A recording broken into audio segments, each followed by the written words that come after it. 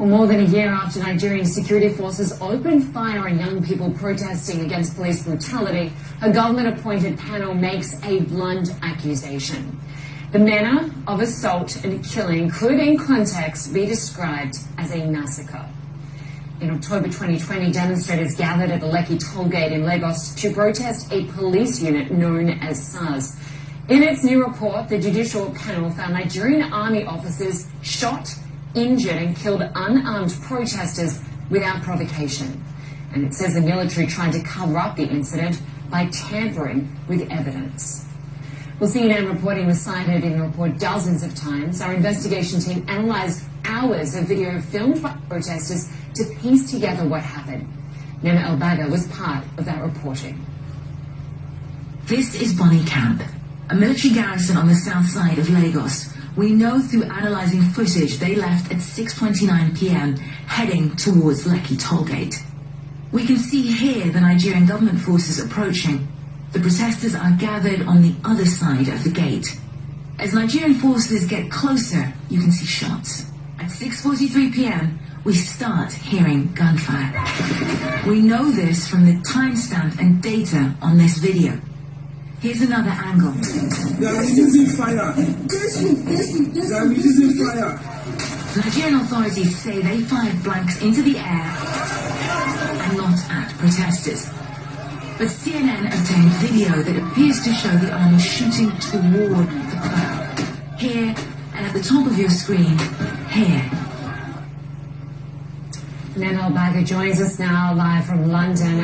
Good to have you with us, Nema. So this report accuses the Nigerian army officers of having shot, injured and killed these unarmed protesters. In essence, a massacre. And take us through the findings.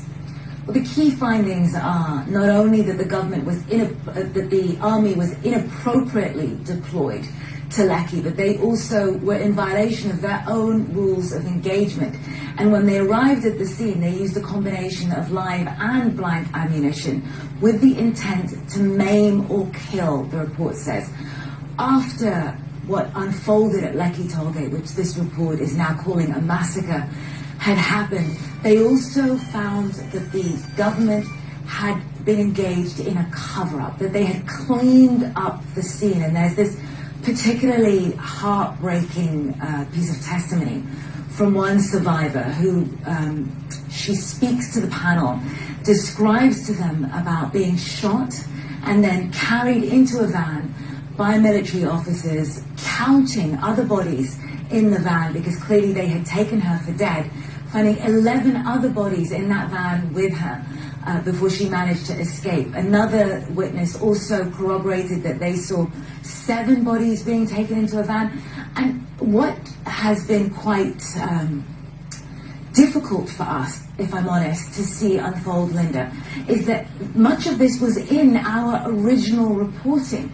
And the Nigerian government, the Nigerian Minister of Information, threatened to censor CNN, said we should be sanctioned, accused us of being fake news, and attempted not only to undermine the veracity of our reporting, but to undermine the testimony of these extraordinarily brave activists and family members who chose to speak to us. So speaking to some of those survivors today and yesterday, Linda, there is a sense from them of finally feeling that the heartbreak and the fear that they lived with, the fear of intimidation and threats by Nigerian authority, which is detailed in this report, that somehow was justified because they have had at least acknowledgement, if not justice, Linda. Yeah, exactly. All right, Nema El-Baga, some compelling reporting. Thank you so much to you and your team. Thank you.